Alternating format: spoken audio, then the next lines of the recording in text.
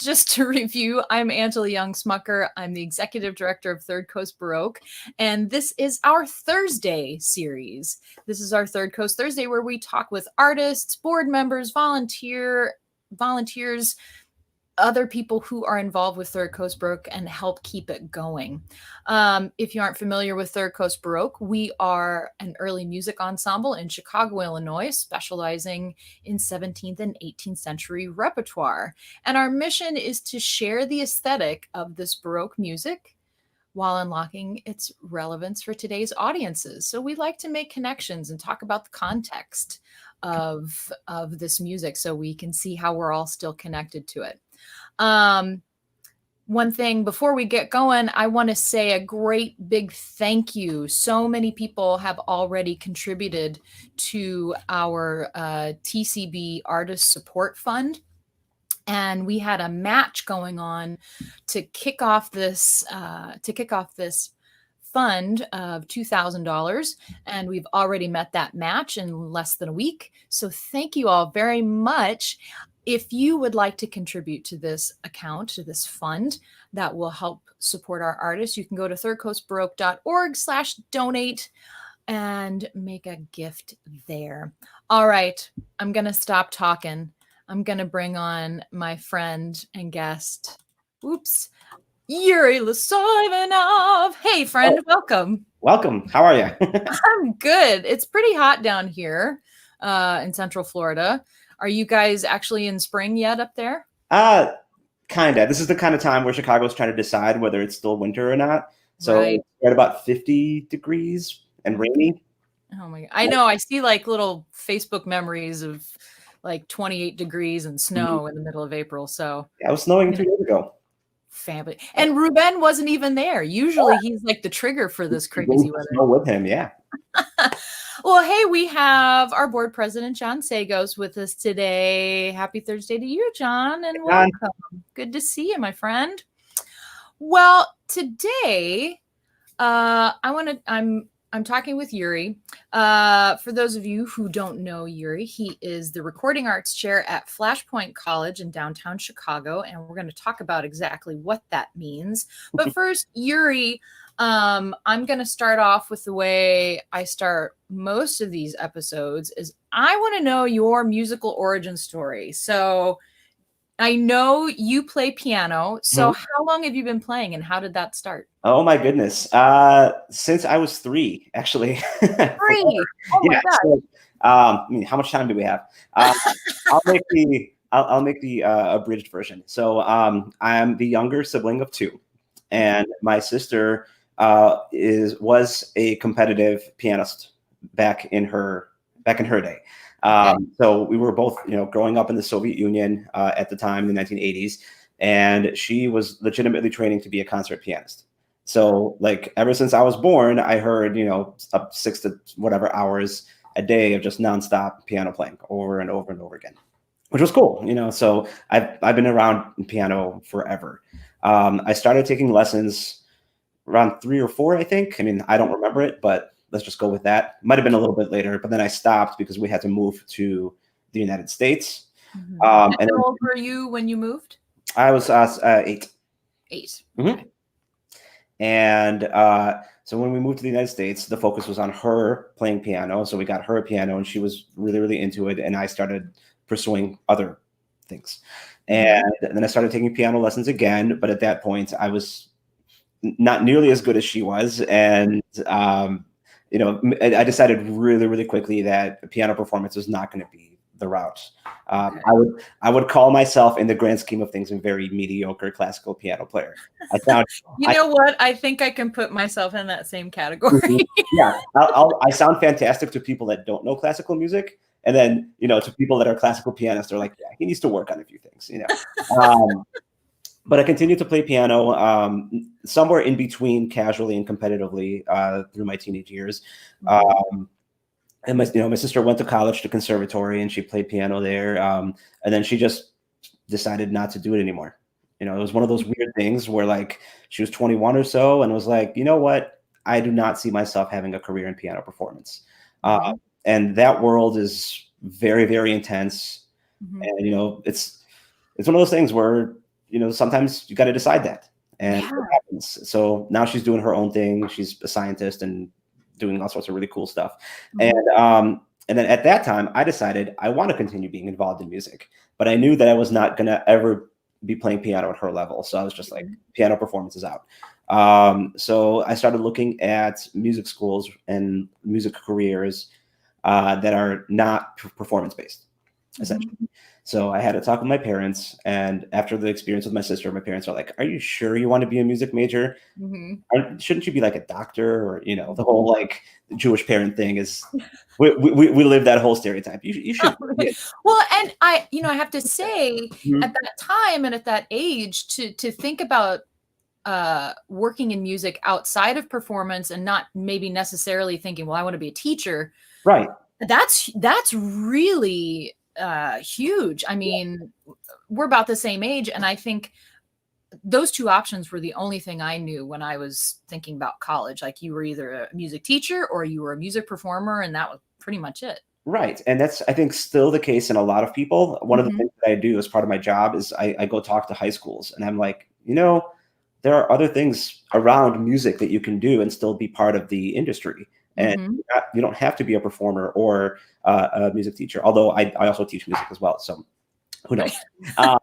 But yeah, at the time, my parents were like, fine, you can go to music school, but you're going to major in something that is not just music, something along the side of music. I'm like, okay, cool. So I looked at a couple of programs. I fell in love with the Berklee College of Music in Boston. I was like, I want to do modern music. I want to focus on the now. Which is the ultimate irony of me being a Baroque recording engineer. And hey, it's very common for early music specialists to also pair that with contemporary music.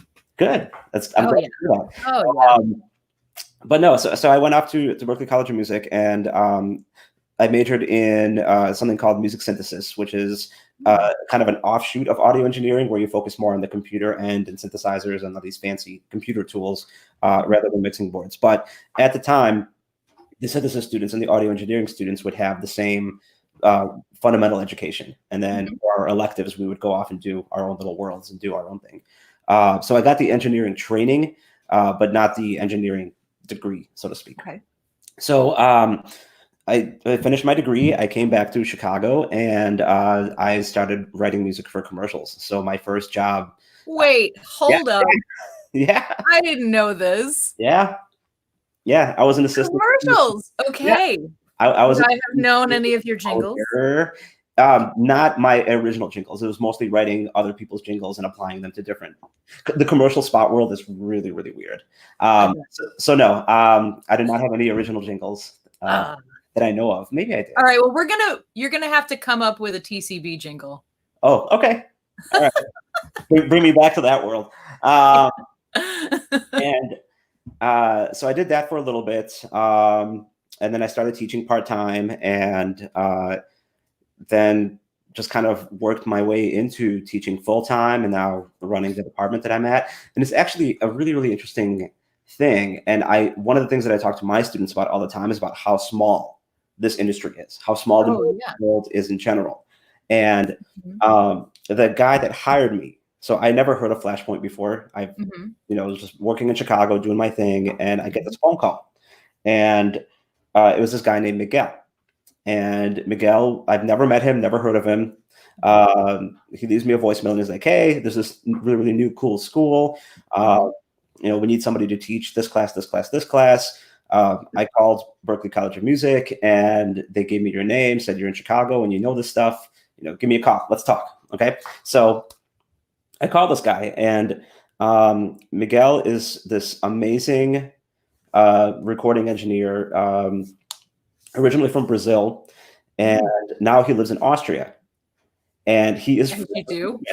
He actually is friends with Ruben from Third Coast Baroque.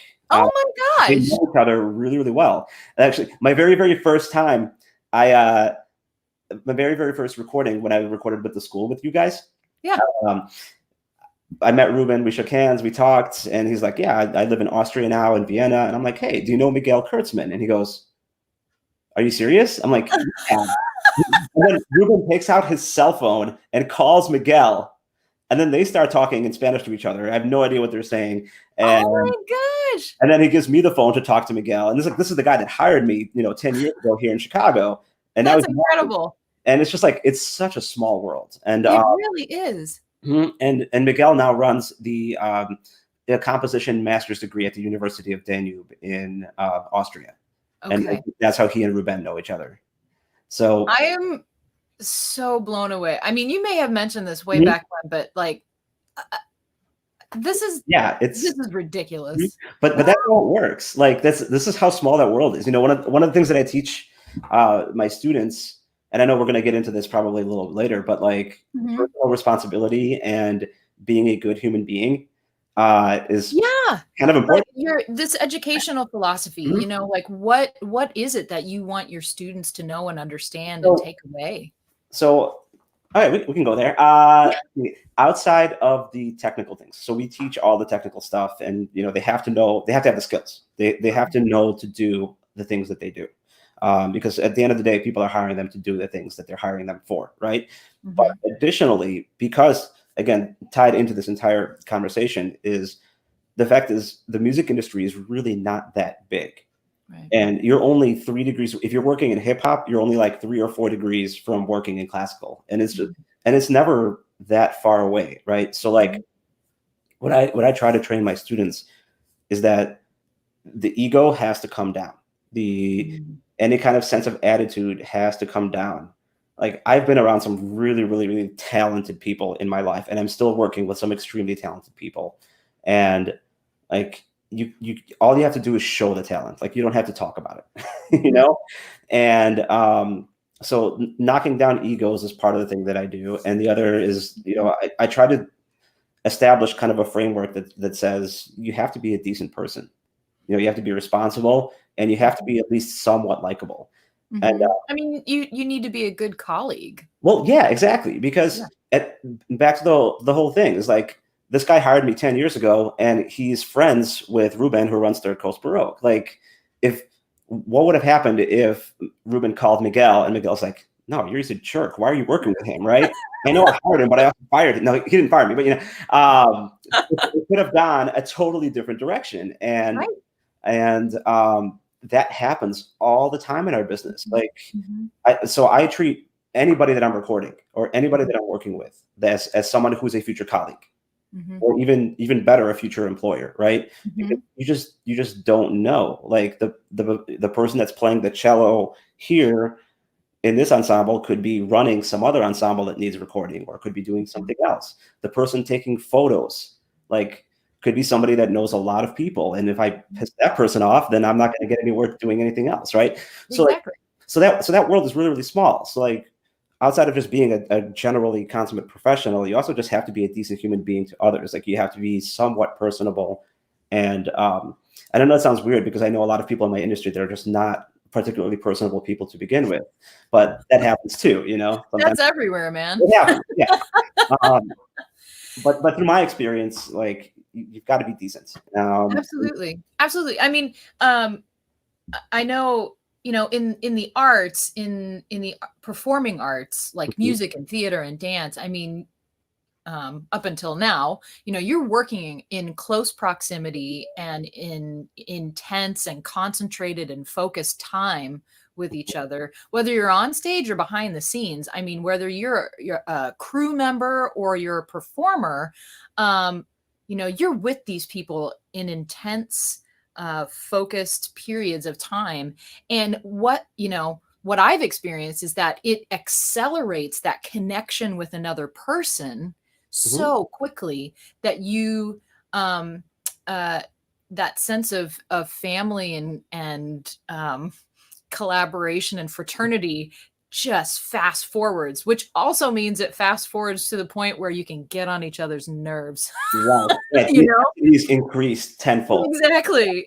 Like exponentially, that just sort of fast forwards. And so bottom line is, show up, be a good colleague, and do the work. And after that, like, your skills are going to speak for themselves. Like you said, like the talent is going to show. Right. So there's no point in talking it up. Do the work and it'll come through. Right. Yeah, and I've always found that to be true. I've always, and one of the things that I like to do is, as you guys know, I hire Victoria as my assistant to work on all of your concerts. And Mm-hmm. one of the reasons, there's a couple of reasons why I love working with her. One of the Mm-hmm. reasons is that she's just really, really good and really, really quick and really good at her job, right?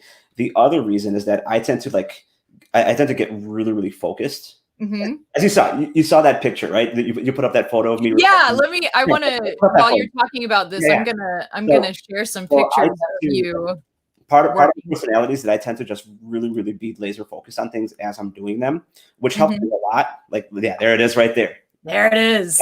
we call it art. That is the face of a Yeah, focused engineer. And there's Victoria. She's yeah, right there too. yep. And there's some students to our left and to our right as well. But yeah, so I tend to just really, really pay attention and focus, which, as you can see, this really, really angry face here. Oh, And hang on there, Yuri. yeah. Wait, what happened? It's not anger, it's concentration. Ah, yeah, that's what I say. Yeah. So, and the beautiful thing about having Victoria with me is that outside of all of her awesome skills, she's one of the most personal people I've ever met in my life. Mm-hmm. And sometimes you just have people around and they're just like magnets to other people. Mm-hmm. That's how she is when she's working. And like, I cannot tell you how many times Third Coast Baroque musicians, like, they'll come say hi to me and then they go, "Where's Victoria? I want to say hi to her." It's like they understand that I'm there to do the work, but they want to talk to her. You know what I mean? It's just like one of those things. And it happens all the time. Like, Jerry does it, and Ben, and like everybody. And it's totally fine. I'm like, that is awesome. Like, but it also shows the importance of being somebody that people like. Yes. Like, she's just so pleasant to be around that, like, Mm-hmm. it just makes the whole experience. It makes the experience better for me as somebody who's in charge of the recording. Yep. And it also makes the experience better for the musicians because they don't feel like they're with some jerk. They're like with somebody that's like there to do the job. I don't think anybody would put you in a jerk category. No. And I'm not saying that. I mean, look at the happiness here. I love this. So great. this is a little snapshot from a rehearsal that we had. I think it was last season. Yes. Where we had a whole crew of students from Flashpoint College. And actually, can you tell our audience a little bit about Flashpoint? Sure. So we're a really, really tiny school that is right in the middle of downtown Chicago. I have about 50 or 60 students total in my department. We have about 300, a little less than 300 students as a school, right? And we are also tied to, we're partners with a school called Columbia College Hollywood. We're technically actually a campus of Columbia College Hollywood in California. So they're a film school. We have a film school on our campus, so they kind of act as satellites. The audio department is self-contained here in Chicago for the time being, and has been so since the founding. And so what I essentially teach, and we also have a graphic design and a visual effects department as well for people that want to get into that kind of stuff. It's so cool. It's a lot of fun. And the philosophy of the school is built on this collaborative process where the film people work with the audio people and the design people, and we do all sorts of other projects, which is actually how Third Coast Baroque even got into the picture. Yeah, I want to talk about that in a second. I mean, here's an example of sort of the audio and visual components collaborating. So we've got students down here manning a camera, one of the cameras, and I think this is you here setting up the mic. Could be. I can't tell. I think not from this. Yeah. So and our folks are getting ready for rehearsal there. But yeah, we tried to get everybody in to experience that in a professional rehearsal. Yep. And we do a lot of this. Like, I'll call on film students all the time. One of the things that I do so much of nowadays is because I have so much experience now recording classical ensembles and acoustic musicians in general, I've been recording a lot of audition videos. Like kids all over the place, and even professionals, people that want to like improve the reel. So I've recorded a couple of opera singers that just needed to update their repertoire and all that kind of stuff and send it off to opera companies and whatsoever, right? And that requires a film crew. So, totally. Really, really cool professional projects that we do. So I mean, that's our school in a nutshell. I teach it's all audio engineers in my department. and they go off to work in a variety of different fields, either music recording, or they go into live sound, which is really, really big. Well, not at the moment, but normally in Chicago, it's a huge business. We have some other folks going into post-production. We've got folks moving to Nashville and Los Angeles and doing their own thing over there. It just, everyone's on their own path. And my job is to not to decide what that path is for them, but to help them be successful in whatever path they choose to take. I love that. I absolutely love that. Well, you mentioned how your work at Flashpoint, this was sort of a jumping off point for our two institutions to get together. For those who aren't familiar, when Third Coast Baroque started in 2016, one of the very first things we did with our first concert series was an educational collaboration with Flashpoint College. And do you still have the production and action program? Not at the moment, no. Okay. That has gone away, but we still do projects that are similar, which is tying into other classes. Yeah. So, I mean, that was a pretty big, pretty big thing. I mean, there were 2 sections and I think a total of like 50 to 60 students. Yeah, something like that. So we still do big collaborative projects like that, just not tied to a specific class. Right. So it was incredible. So those students were able to get hands-on experience in a professional music production. They were filming the concerts. They were photographing the concerts. We did in-studio interviews. Also, I think, and what's that? There's like logo design, I think, as well. Oh, yes. Yeah. Yes, there it is. The original logo. Third Coast Baroque mug. Which we still have some left over. Maybe we'll do some giveaways or something. No, mine is at the some merch. Yeah. But they also learned how to do crowdfunding campaigns. Yeah, it was incredible. And I mean, everybody at Flashpoint was so amazing. John Petrosky, if you're out there.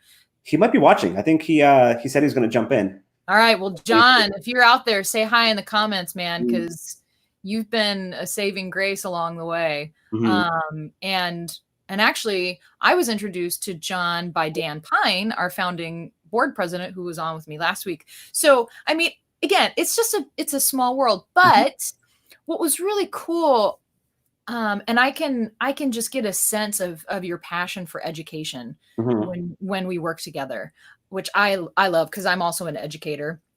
And getting these students real world, hands-on practical skills. Oh my gosh. That to me, I think that's one of the coolest things that we can do for students. Yeah. Is to give them tangible skills to take outside of academia. Yeah, absolutely. It's a combination of not just tangible skills, but understanding that this is real. A lot of times, hey, John is here. Fantastic. He says hello. John Petrosky. Hey, man. Yeah, so it's a combination of getting the hands-on skill. So you can learn a lot of hands-on stuff in a simulated environment, right? But the addition of having real clients and real people coming in, like Third Coast Baroque, it adds a certain amount of weight. The students can't, if the students are in a simulated environment, like they'll make mistakes and everything will be fine and all this other stuff, right? When you put that extra, I don't use the word pressure because it's not really pressure. Like you guys are such a good client, and like, I mean, the pressure is there, but it's not. You understand when there are real world stakes, right? And you understand that when you're working with students that there are students and they're going to make mistakes and things happen, but at the same time, in the back of the students' minds, they're like, wait, this is a real person. This is somebody that's paying somebody to do this. Like I have to step up, right? So there's that extra level of like caring that happens in a real situation that doesn't quite happen in a simulated environment. Right. That I think is much more than anything is more educational. The hands-on stuff they can learn, but it's just like that extra layer of like, somebody's watching you and it's not just your teacher. It's like a real person that you don't know that has skin in the game to get this done right. And exactly. That's really important to learn as a college student. Well, so let me follow up with this question, which I share a lot is, what inspired you to say yes to TCB? After this initial collaboration where we were working together in an educational capacity, You continued on as, first of all, as our audio engineer, and then second of all, you joined the board after that. Mm-hmm. So, what has inspired you to keep going and become a part of TCB in a larger sense? It's a great question. So initially, it was partially about just the music.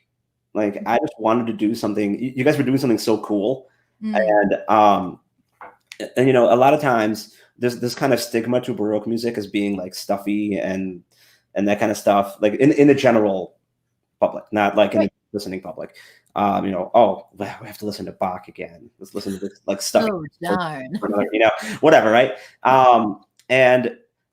And I've been to plenty of like very, very standard Baroque concerts and classical concerts where, it's just like people get on a stage, they do their thing, applause, everyone exits. The music is beautiful. And that's fine, but it's all very, very, I don't want to use the word superficial because that's not the right word and that's too intensive a word, but it's very, very organized and very kind of set in their ways, right? And that's cool.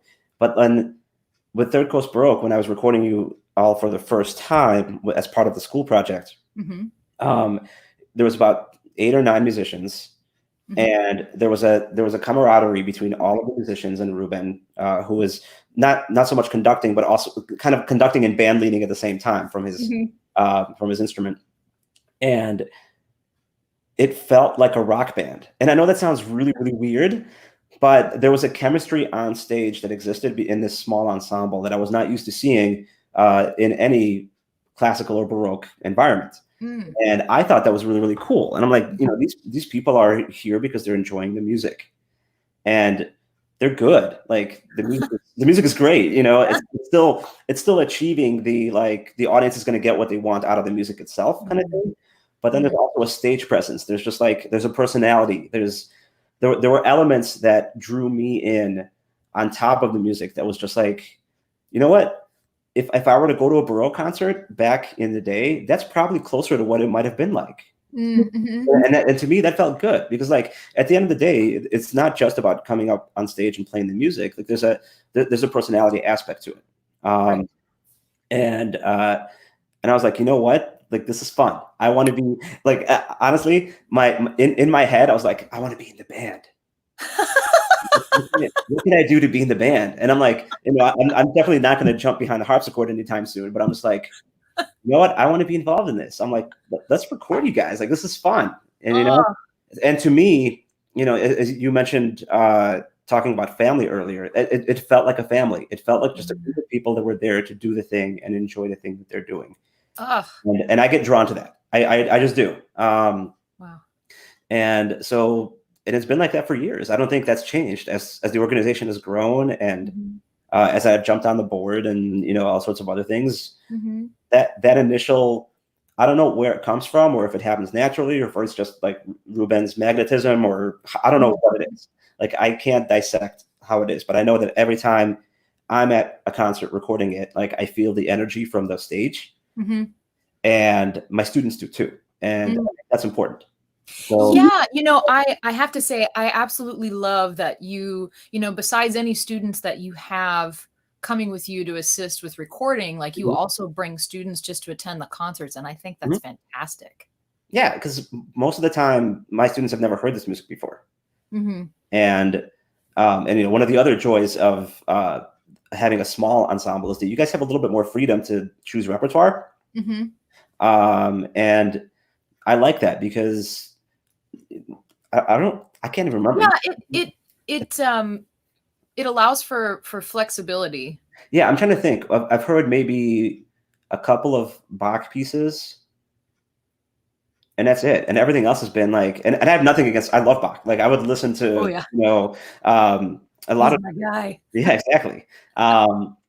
After I got over my initial fugue and prelude hatred, I to play them all.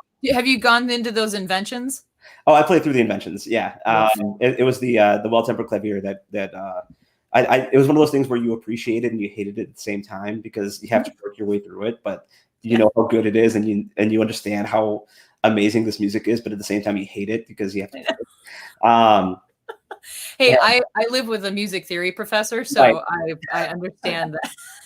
Um, where was I even going with this? But yeah, so let's see. Just being a part of the band and the Right. energy. And there's there's performances by Handel. There was performances by we did the French Connection, which was really really cool, and the stuff with Vivica was just incredible. Like Right. all of these things that I would never see, and my students would never otherwise see unless an ensemble like Third Coast Baroque existed. And to me, that's incredibly valuable. And Wow. of course, if one of my students comes to a concert and does not see the value in it, there's really not much I can do on my end to teach them otherwise. Yeah. But luckily, that hasn't happened. Like it's an opt-in. I don't force my students to come to these concerts. Right. So when they're there, they want to be there. And when they're helping me out with recording the concerts, they're there because they want to be part of this recording process. Oh, wow. So the energy has always been positive every single time. Oh my gosh. I love that. Oh, yeah. Thank you. Thank you for sharing that. That's wow. Okay. These episodes get into a little bit of a love fest, and I get a little verklempt. So that just makes me feel incredible. Well, I want to share with our audience another facet of your work. So you do teach recording arts, but you also do it professionally. So I would love, where did it go? Hang on one second. I tell you, my technical skills are going out the window. Here we go. I love this picture of you again. Look at this. Look at this intensity. That's the always the intensity when I'm concentrating. It's that angry Russian like thing. I almost wore that shirt today too. That would have been really well, can you tell us what's going on in here? Who are you working with? So this is a recording of a project called Music in Bloom, which actually gets released May 1st, so in a week and a half or so. And there's a local composer named Eric Malmquist who wrote a bunch of compositions that are more modern-ish, but using period instruments.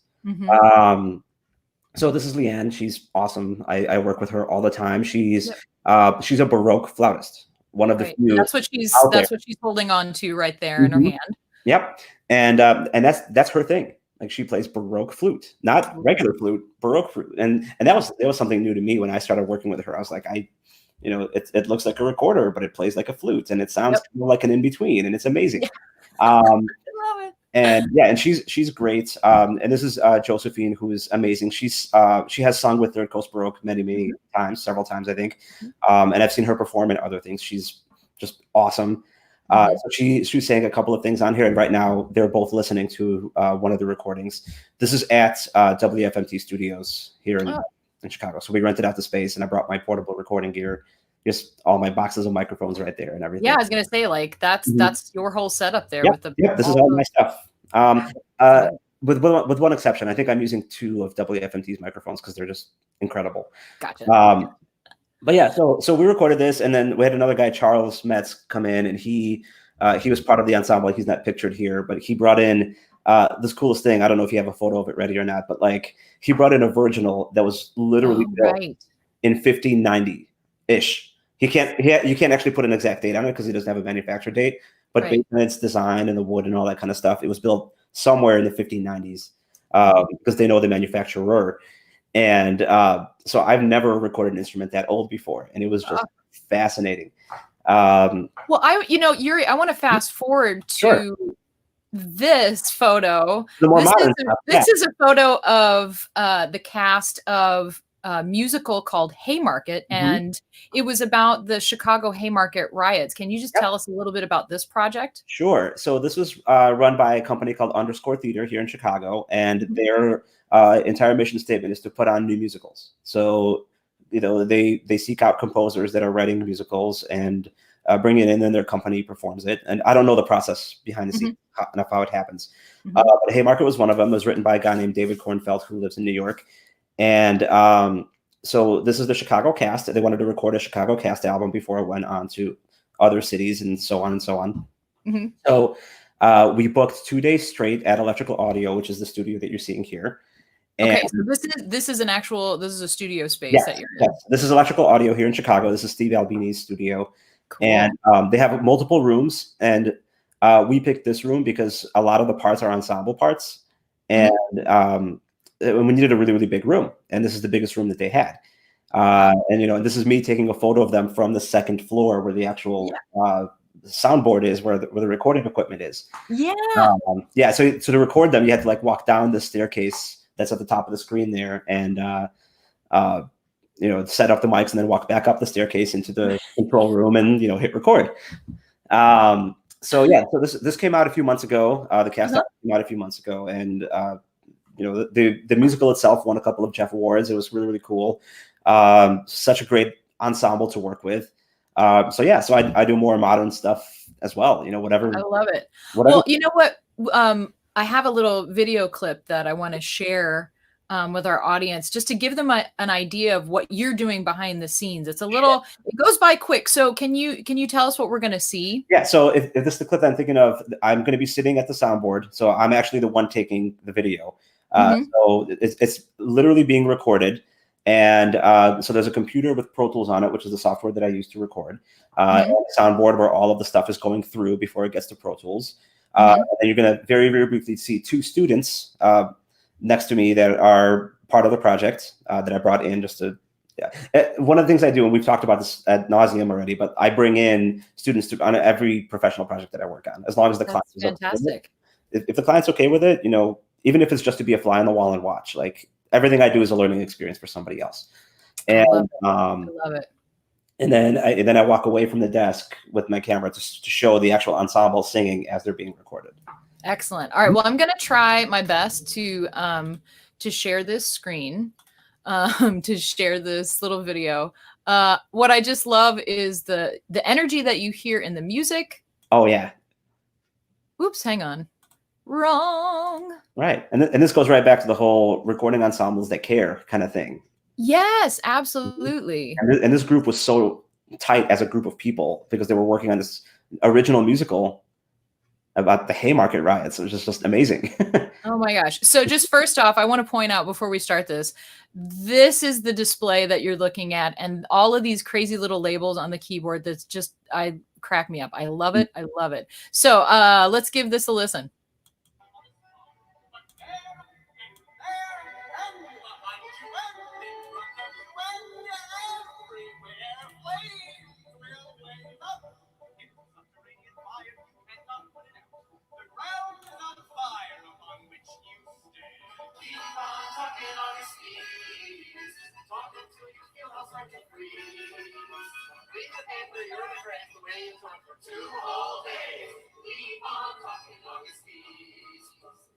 I love it. Oh my gosh. This is so fantastic. There's so much energy there.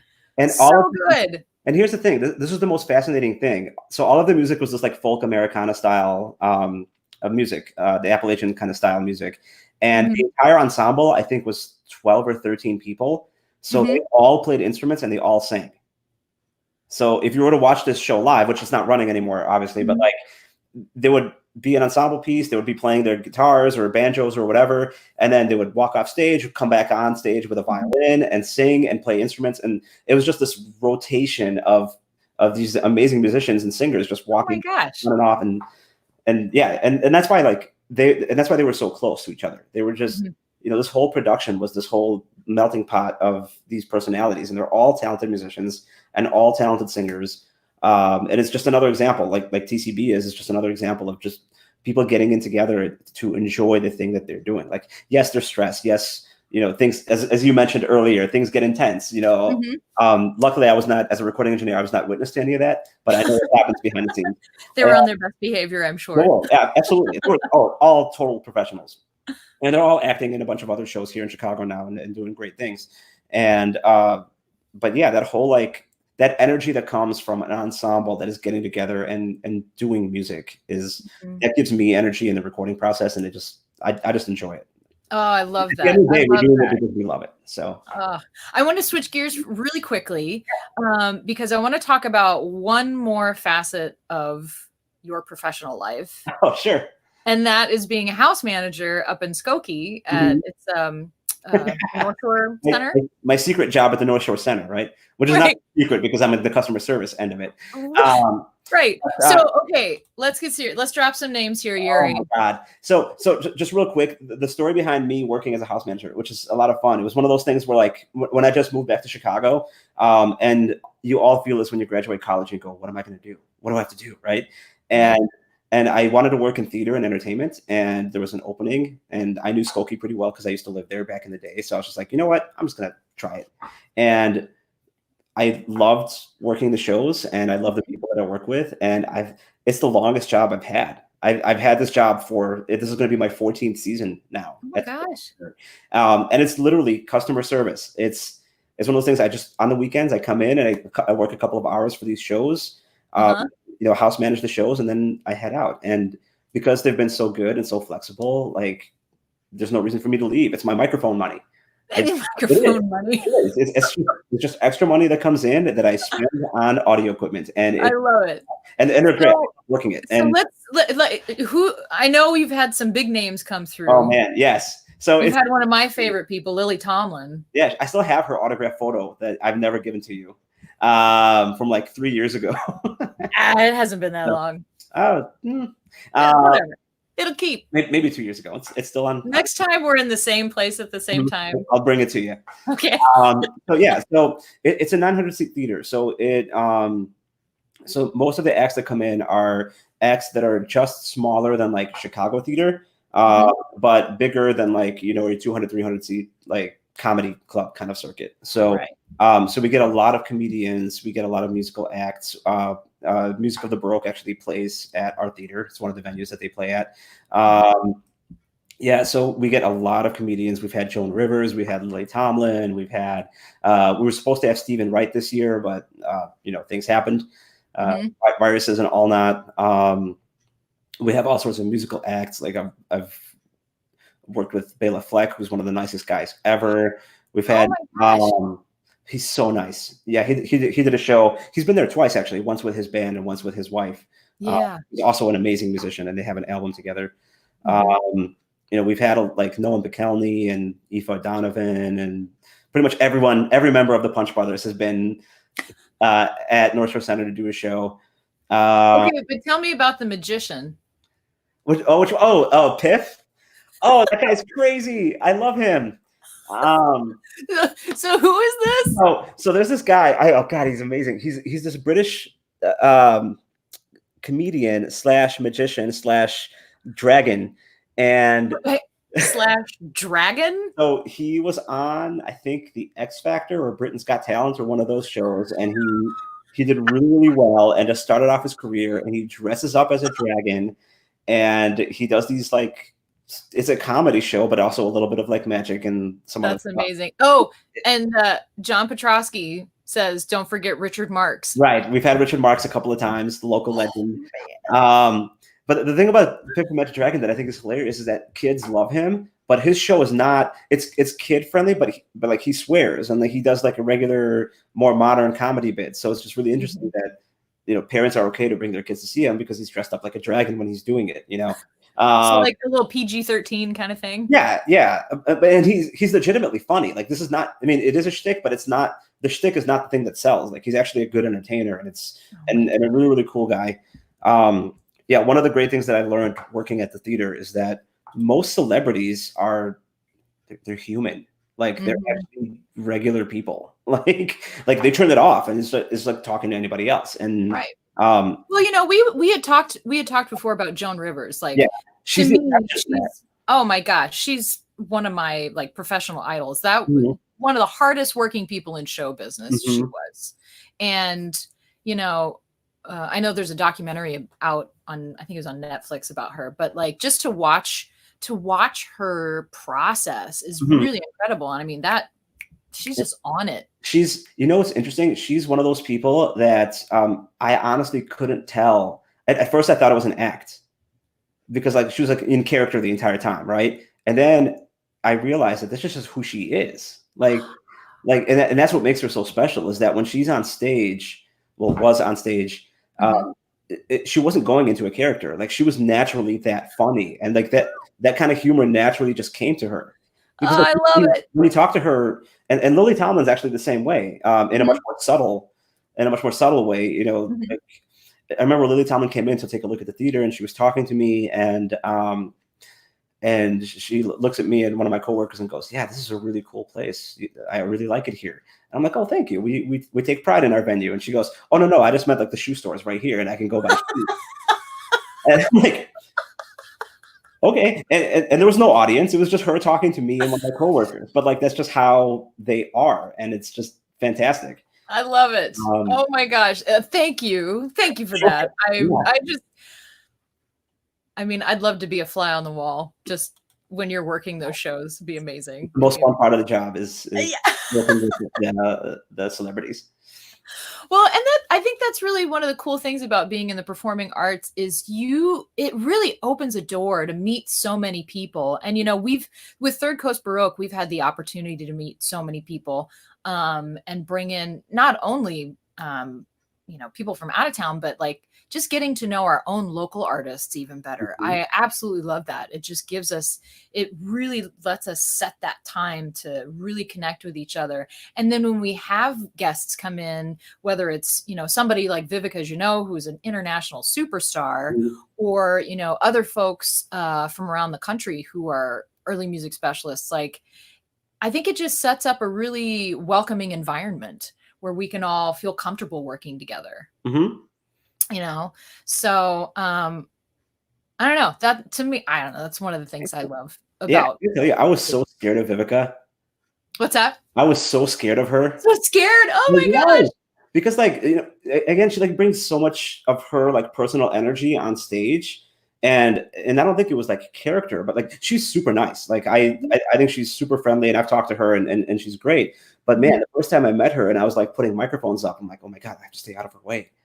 Like it was weird. Like just the energy kind of intimidated me. Where I'm like, Well, you know what I think that is? Mm. I think that's somebody who has experience, who knows their instrument, who knows their skill, Yeah. who knows, what works for them in terms of that kind of recording environment, Mm-hmm. and who has a very clear vision of how they want the music to be and where they want it to go. So I think that confidence and that Mm-hmm. groundedness in one's own ability and experience, that can, Mm-hmm. I mean, that radiates, that translates. I can tell you a very funny Vivica story that happened when we were recording. Right.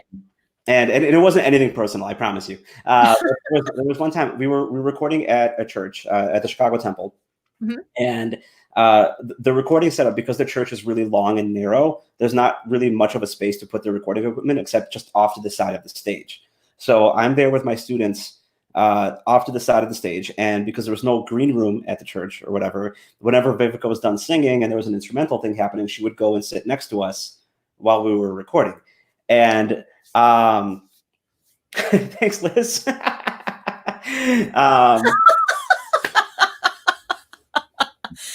That is Yes. not the way I thought of it. Just on the record. And so she's sitting next to us, and there was like a little bit of a musical interlude as the musicians were tuning, and Martin Davids, the violinist, and I want to say it was Jerry, the bassist, started kind of doing this little call and response thing. And it was just this goofy thing while they were tuning. They were, trying to just get the audience to laugh a little bit and doing all this stuff. And we're all sitting there with my headphones. And I'm not seeing it, but I'm hearing what they're doing. And I just start laughing. And I didn't realize how loudly I was laughing because I had the headphones on. Yeah. And I look, and Vivica's just staring at me. And then she just turns her head and continues to focus on the stage. And I was like, oh my God. Oh no. and my students, were sitting next to me. They're like, oh, you just did it. Don't laugh so You got loud. the look, man. Yeah, exactly. And it was fine because the audience was laughing. It was like a funny moment. Right. So it wasn't like while they were actually doing anything that was really, really important. Right. At the same time, I got the look from Vivica, and I was like, all right, I need to get back in. Yep. No, that's all right. Oh my gosh, I love that. I love that. And she sounded fantastic, and that concert was so much fun. So it was. It really, really was. It was pretty. The concert itself was hot, Liz. The whole darn thing. You guys. Okay. Yuri, we're gonna have to wrap it up. Oh my gosh, that just flew by. Thank you so much for joining me today. This has been super great. And I just want everybody to, whether you're watching this live or you're watching the replay of it online, I just have to say it's people like Yuri who help keep Third Coast Baroque going. People wonder how they can help arts nonprofits around the country. And it is whatever you have to bring, however you can help. And we've all been contributing in our own way to keep this organization going, to get it started. First of all, you and I have been together on this since the beginning. Yeah. And then to keep it going and to really use each other's skills to the benefit of the organization. And so thank you, Yuri, for sharing that. I'm always happy. I love it. And yeah, whoever's watching, feel free to ask me questions, find me on Facebook or whatever. And I try to keep as active as I can with communication. So awesome. Well, I think I put links to your website in the description so people can connect with you there and learn more about what you do. And if you want to learn more about Third Coast Baroque, you can go to thirdcoastbaroque.org or find us on Facebook, Instagram, or YouTube. And while you're there, make sure you follow us, you subscribe, you do all those fun things. And I just want to remind everybody one more time that we do have an effort going to build our artist support fund at thirdcoastbaroque.org/donate. Any donations made to this fund will go directly toward artist pay, both now and in the future. This is not a relief fund. This is something that will help sustain our artists over the coming seasons as we move forward. It's not just for right now. It's for the long haul. So we want to thank everybody who has donated so far. And if you're thinking about it, go ahead, click through. Any little bit helps. Any little bit helps. And with that, thank you everybody for tuning in today. It was so good. John Petrosky, thanks for being here, man. Liz and John Sagos. Oh my gosh, it's so good to see you guys. I hope you have some sunshine out there. And Yuri, thanks a lot, and good luck with the rest of your semester. Thank you. Thanks for having me. Trimester, whatever you guys are doing. Yeah. Well, thank you for having me. It's an honor.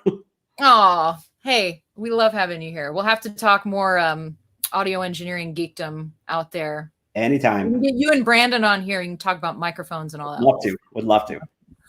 Right. Awesome. Well, we've got lined up on Tuesday for Meet the Artist. We have Anna Steinhoff joining us, who is our principal cellist and violist da gamba. And then next Thursday, we have another one of our board members, James Clock, is joining us. And so you can find out more about that on all of our channels on the interwebs. So until then, folks, we'll see you next time, as LeVar Burton would say. Bye, everybody.